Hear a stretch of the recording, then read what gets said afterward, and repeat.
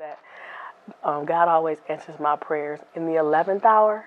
Well, it seems like my 11th hour, but it's not his 11th hour. It could be his first hour. But it always seems that it's that right when you want to give up and you don't think that it's going to happen, it does. My daughter, she's a senior at Western, and she's a 6-year student. So she's really anxious to get finished, and she's been relying on paying and student financial aid. And for some reason, last summer and this past fall, her financial aid, something got messed up. The school required her to get tax information from 2016 from the government. Well, the government was shut down. So she had a deadline she missed. So all Christmas break, she was fretting and, stressing out. And you know what? I remained calm because I just had a confidence that God was going to work it out. And I kept telling her, Jay, God didn't bring you this far to leave you. Keep praying and trusting. He's going to come through. Well, the Lord laid it on our heart to move one way, to go ask for a personal loan, and she put her car up and did that, and that was okay, but she still had that hanging over her head, like, I got to pay this money back, and so it was the first or second week back into school for new semester.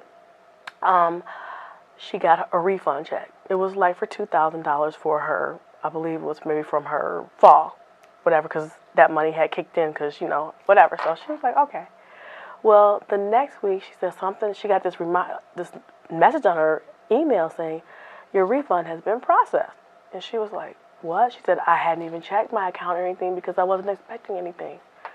Her bill that she had to pay to enroll back into school was $8,000. So the first week of school, she was just going to those classes because she couldn't register because there was a hold on her account. So she was like, okay, where am I going to get $8,000? Well, once she got this message saying check her account, she checked her savings. She got a refund for $12,000. And she was able to pay off the credit union where she got the loan from and then have extra to do whatever. And mind you, if she wouldn't have been able to go to school this semester, she would have had to wait till next January 2020 because she's a senior. They only offer these certain classes when you get up in your grade level certain times of the year. So she was so discouraged. So now she'll be able to graduate on time, graduate in June. And so I always go back and tell her. And I was even praying then, telling God, I thank you for just being so faithful and leaning and trusting and believing in you. So I have a perfect example, and I'm glad he showed her that faith. Now she doesn't have to rely off me. Now she understands the power of prayer and just waiting and trusting on God. So